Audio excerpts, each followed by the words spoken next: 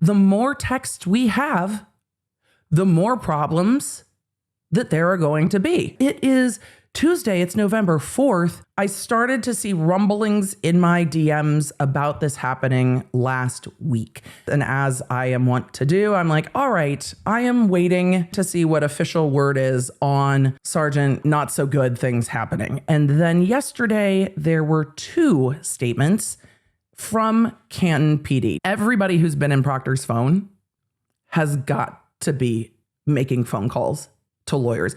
At some point, the entire defense bar in Massachusetts is going to be like, I'm sorry, we have a conflict, because this is continuing to spiral. And for those of you that remember Sergeant Goode's testimony from the first trial, he was the one that decided that the leaf blower was going to be the thing. And remember, Canton did an entire investigation about the procedures used, and the leaf blower was one of the things that they weren't worried about at all. The leaf blower was one of the things that they were like, well, actually, we didn't have any other way to start to process the crime scene. So, like, it's innovative. Good job, buddy. And on the podcast, we covered everything going on with Commissioner Cox. We showed that interview where he's like, who, me? I have no idea why they're talking about me. What? We have no involvement in the Karen Read case. And at the time that interview came out, we all hollered together. The victim was one of your officers from your department found on the lawn of another officer of your department. Alan Jackson wrote a scathing letter to the mayor of Boston and the head of the Post Commission saying, look, Boston's top cop, the police commissioner, Commissioner Cox, needs to be put on the Brady list because it is verifiable that he lied in that statement to media. And then Jackson went on to quote an email from who? The FBI! To Commissioner Cox. It was a following up on our phone call. The discovery we discussed has been turned over to the prosecution, and the officer we spoke about was Dever. And then the next day, the very next day, he's got an appointment on his calendar to meet with said officer, who he says he didn't meet with. So he responded. So the fallout continues, and not in the fun Fallout Boy kind of way. It is rare that I would come to a stream and say, y'all, we called it. Because most of the time law is fairly predictable. It's like, oh, look, they filed a motion. Wow. But in this one, it happened faster than I thought. And we are going to talk all about it. This is from the town of Canton for immediate release, Monday, November 3rd, yesterday, from the media contact. The following is a statement from the town of Canton. Quote, on Friday, October 24th, the town of Canton was notified of allegations of misconduct concerning a member of the town's police department. Although the town is unable to share confidential personnel information due to the laws governing employee privacy, there are some facts that the town can share in an effort to ensure transparency and keep members of the town's community informed of ongoing matters. October 24th, just asterisk that date. We're going to come back to talk about why that date matters after we get through these 2 press statements from Canton. Immediately after becoming aware of the allegations, the town engaged an independent investigator to conduct a thorough administrative investigation into the allegations of misconduct. My question is, why isn't this going through the town's police process?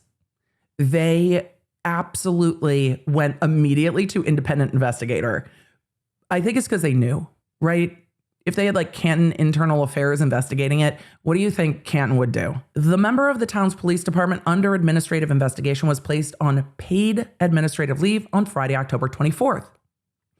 Pending the outcome of the administrative investigation, due to the ongoing nature of the investigation, the town is unable to provide additional details at this time. The town and the town's police department take all allegations of misconduct seriously. Members of the town's police department are expected to perform their duties in a professional manner. The town is committed to providing the quality and level of service that the citizens of Canton deserve from their police department. To that end, we will take the necessary steps to ensure that actions by individual officers do not jeopardize that quality and level of service. We have a second press statement. Also from Monday, November 3rd for immediate release from a different media contact, because this is a statement from the town of Canton and interim Canton Police Chief Joseph Perkins. The following is a statement. Quote, on Friday, October 24th, the town of Canton was notified of allegations of misconduct concerning a member of the town's police department, which was discovered during an investigation into a former member of a different law enforcement agency. Let's just highlight that sentence for a minute, which was discovered during an investigation into a former member of a different law enforcement agency. Whoever could it be? Oh no, it's Proctor. There's the Proctor. On a note of that timing, this happened October 24th. The police union voted to withdraw their support of Trooper Proctor on October 23rd. He withdrew his appeal on October 24th. That's suspicious. That's weird. Sergeant Sean Goode was immediately placed on paid administrative leave pending the outcome of that internal affairs investigation. Outside investigator, IA investigation, paid administrative leave is typical when there's an investigation pending, but that can also become a termination. This is the first, I don't think it's the only, repercussions we're going to see from Proctor's phone. Remember what we saw in the request for a protective order. Remember what the prosecutors were saying?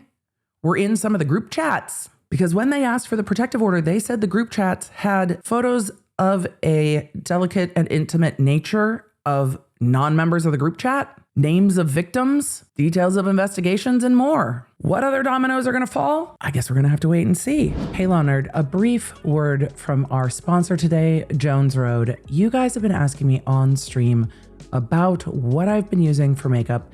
And one of the things I have been loving lately is the Jones Road Miracle Balm. I'm also super partial to makeup that multitasks, has skincare ingredients, and I can use with my fingers. I know it sounds like a lot of things, which is why you're gonna love Jones Road, because it is a minimalist makeup brand founded by makeup artist Bobbi Brown that creates versatile, easy to use products that simplify your routine. And unlike other makeup products, it's not sticky, it doesn't slip into my pores or fine lines, and it really is a multitasker. You can use it as a tint, a blush, a bronzer, highlighter on the lips, however you want. And because we are getting into holiday season, if you're ready to simplify your routine with makeup that's clean, strategic, and multifunctional, you definitely don't want to miss out on their limited edition holiday sets. They won't be here for long, and once they're gone, they're gone. They launch on November 6th, and just for you, you get a free cool gloss when you use code LawNerd at checkout. So head to jonesroadbeauty.com, pick up your simple multifunctional makeup and your free lip gloss with code LawNerd at checkout. Head to jonesroadbeauty.com and use code LawNerd at checkout. And if they ask how you found them, let them know it was from the case briefs. Now let's get back to it. From Boston 25, BPD Commissioner Cox responds to calls by Karen Reed's lawyer to be placed on the Brady list. Karen Reed's defense attorney, Alan Jackson, sent Mayor Michelle Wu a scathing letter calling on Boston Police Commissioner Michael Cox to be placed on the quote-unquote Brady list. The list is used by prosecutors to track police officers who have engaged in misconduct or have credibility issues. Have you been caught lying? Quote from BPD Commissioner Cox, who told Boston 25 News on Monday, "What I need is to not be asked this question ever again pertaining to anything to do with the police department." Sir, that is a wild take. My condolences to the O'Keefe family for what they've gone through, because we did lose a department member. But outside that, this has nothing to do with us, and I am not going to speak on this again. Commissioner Cox also shut down allegations that he would be stepping down after the election. I am denying that rumor, he said. If there's nothing weird about it, why are you making it so weird? Like, stop making it weird if it's not weird, but you're making it fucking weird. The amount of distancing and stop asking me about it is wild. You've never answered a question about it. So people are going to keep asking about it until you answer a question about it. You hold a public office and they have your emails to the FBI about this case. We have nothing to do with it. You didn't investigate the case, but one of your officers that had worked at Canton PD was now working for you, and you had a meeting because the FBI reached out to you. That's why you had a meeting. So even though you didn't investigate the case, it's not that it has nothing to do with you. And if you had just said, yes, we had a meeting because the FBI reached out to me and I wanted to let the officer know that this was all being turned over, how hard is that?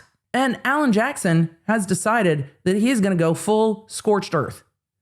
And you know what you don't want to do? You don't want to get on the petty side of a dogged attorney. By releasing this letter publicly to the media, everyone knows. All of the defense attorneys know.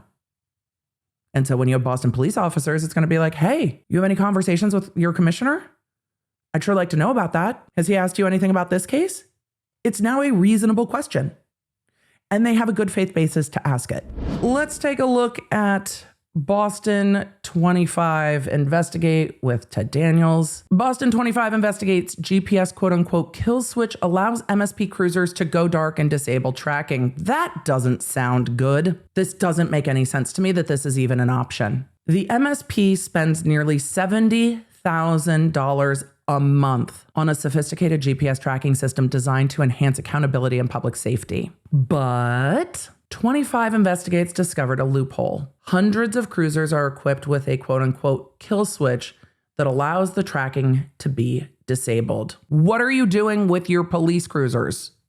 It's your work car. There are rules. Investigative reporter Ted Daniel learned about the feature while reviewing disciplinary records about former state police detective Michael Proctor, who was fired for conduct revealed in Karen Reed's first murder trial. Proctor was being investigated for an overtime shift where he and Canton police detective Kevin Albert stated they traveled to Cape Cod to work a quote-unquote cold case.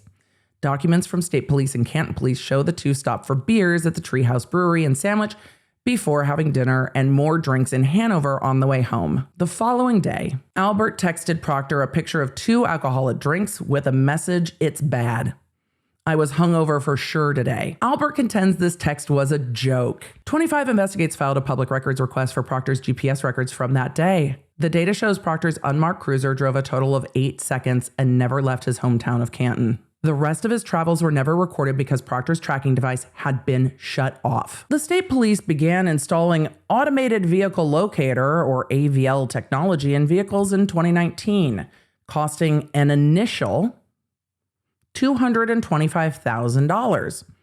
Then Colonel Christopher Mason touted the system as a key accountability tool following a major overtime fraud scandal in 2018. How did you install vehicle trackers to deal with an overtime fraud scandal and then have trackers that could be turned off? Is it because you wanted the appearance of accountability without actual accountability? A state police spokesperson states the AVL system was implemented to enhance accountability, operational efficiency, and trooper safety, empowering supervisors and investigators to cross-reference location data during timesheet reviews and internal audits. However, a, quote, small number of vehicles, mostly unmarked cruisers assigned to investigative functions, are also equipped with a second physical device or switch that allows the operator to temporarily disable the AVL. Are they going to say it's undercover vehicles, and if somebody FOIA'd the GPS of those vehicles, they could find out about an ongoing sting operation that hadn't been completed yet or some shit?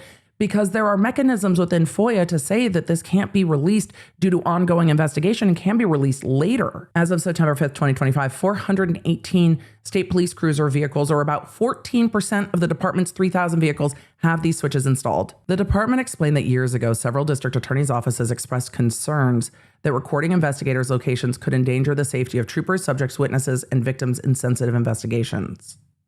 The switches were authorized in response to these concerns. I can see a circumstance, and I don't know how much this would happen. I can see a circumstance where officers are like, hey, if we pick up a DV victim or someone in witness protection and we take them to a shelter, we take them to a alternative location, and you can request the GPS, one could then see where they were taken in an investigation. I can see that argument.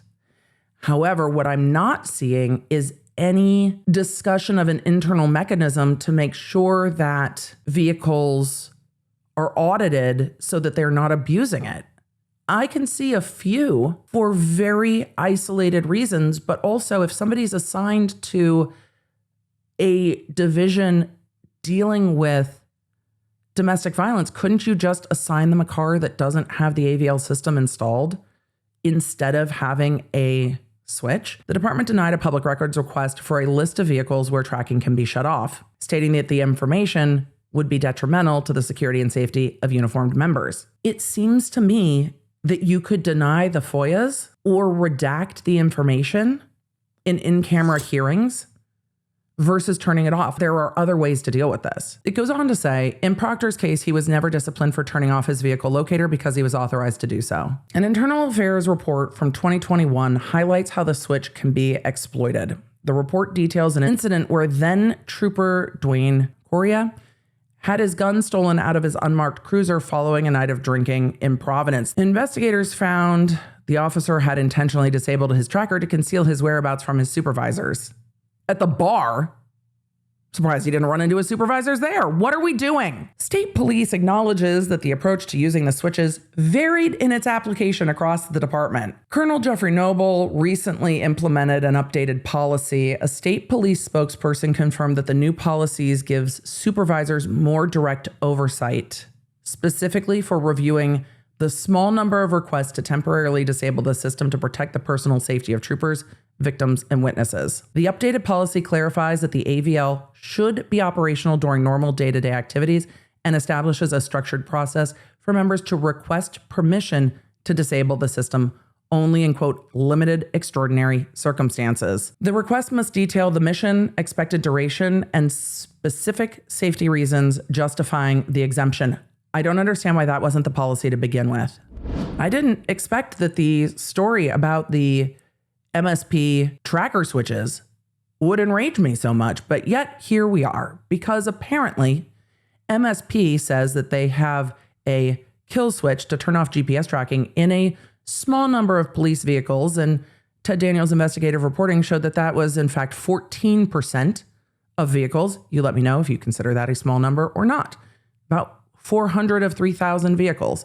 And they now have a policy where you need permission and you need written approval to use the kill switch to turn off your tracking for officer safety or witness or victim safety. And you need to specify it in writing. I don't know why that wasn't the policy before, because what we learned in this article is that the reason that they installed all of the trackers to the tune of hundreds of thousands of dollars and $70,000 a month for the servicing of the GPS is because of an overtime scandal. And yet, Trooper Proctor, the day that he was out drinking at multiple locations with Kevin Albert, had his tracker turned off. Maybe we need to thank Trooper Proctor. Hear me out. Former Trooper Proctor is going to be the treasure trove of phone that takes all of this down, because somehow when he said, I delete my phone every 30 days, he didn't consider iCloud. However this federal investigation started, and however they had cause to get into Trooper Proctor's work phone, which led to his personal phone, it has continued to spiral. And the Defense Bar of Massachusetts is clearly not giving up making these requests. And we are going to learn more about this throughout the Miles King case, throughout the Brian Walsh case, and I imagine in the Karen Reed civil case, and when Karen Reed sues literally everyone. Winter is coming to Massachusetts, and I imagine that anyone who's texted with Trooper Proctor is trying to recall what they said, because I suspect, and this is purely my speculation, that most of them no longer have those conversations with Trooper Proctor or the phones that they were on. So they can't even go back and look. So they are going to have to try to remember what might have been, could have been said back to 2013. Good luck, everybody. But eventually it seems everything comes to light. I don't know how much devastation is going to be left in the wake of this, but we are definitely not even close to even under the water of the fucking iceberg that Trooper Proctor seems to be the apex of. I guess we'll see, won't we? Thanks for joining me. If you enjoyed this episode and don't want to miss updates on your favorite cases, you're going to need the Law Nerd app at lawnerd.app.com. That way you can stay in the loop on the cases that matter most to you, and you never know when you're going to catch feelings for a new case. So make sure you get it for free on iOS and Android. Thank you for being here, and thank you for being a Law Nerd.